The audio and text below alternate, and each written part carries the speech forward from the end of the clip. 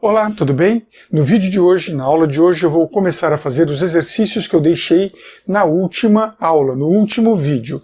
Na aula de hoje, vamos corrigir os exercícios 2E e 2M.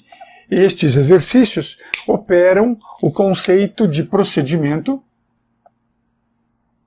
com passagem de parâmetro por valor. Então, vamos ao computador para que esses exercícios sejam demonstrados. Além da correção apresentada, vou demonstrá-los na linguagem C++. Vejamos então as correções dos exercícios de fixação 2 relacionados ao uso de procedimentos com passagem de parâmetro por valor.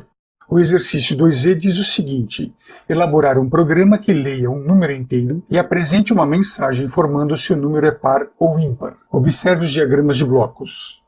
Veja que no diagrama da esquerda, delimitado pelos rótulos início e fim nos símbolos de terminal, temos o programa principal e do lado direito temos a definição da subrotina de procedimento. É possível saber que é um procedimento devido à seguinte característica: o terminal de inicialização da subrotina tem o nome paridade com a indicação do parâmetro n. O símbolo de terminal de finalização do diagrama tem apenas a indicação do rótulo retorna. Quando existe a indicação de um rótulo retorna, sem nenhuma referência ao nome da subrotina, isto indica que é uma subrotina do tipo procedimento. Observe agora o código em português estruturado, seguindo o estilo bottom-up, e vejamos também, a título de ilustração, este código escrito na linguagem C++. Veja que o programa em C++ segue basicamente a mesma estrutura, não teria por que ser diferente. Aqui no código em C++ temos que o cálculo do resto da divisão é n menos 2 vezes n. O div que usamos em português estruturado não existe na linguagem C++. Em C++ eu uso o mesmo operador para cálculo de quociente real para quociente inteiro. O operador é o mesmo. O que determina se o resultado será inteiro ou real é o tipo de dado que eu estou usando à frente das variáveis. Então aqui o meu R de resto é do tipo inteiro, o meu N, que é o dividendo, é do tipo inteiro, consequentemente a operação será também do tipo inteiro. Vamos colocar este programa em operação e ver se ele mostra par ou ímpar dependendo da entrada dos valores. Se eu entrar o valor 6, eu terei o retorno par.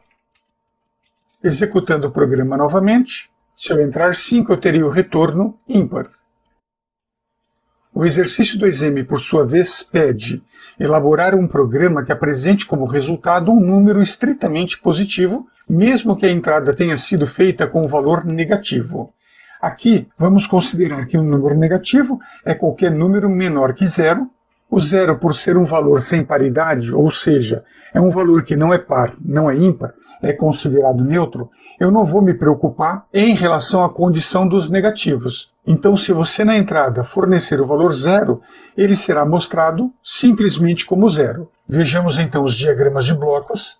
Observe neste caso que eu tenho uma subrotina chamada positivo, que recebe o parâmetro n, verifica se n é menor que zero.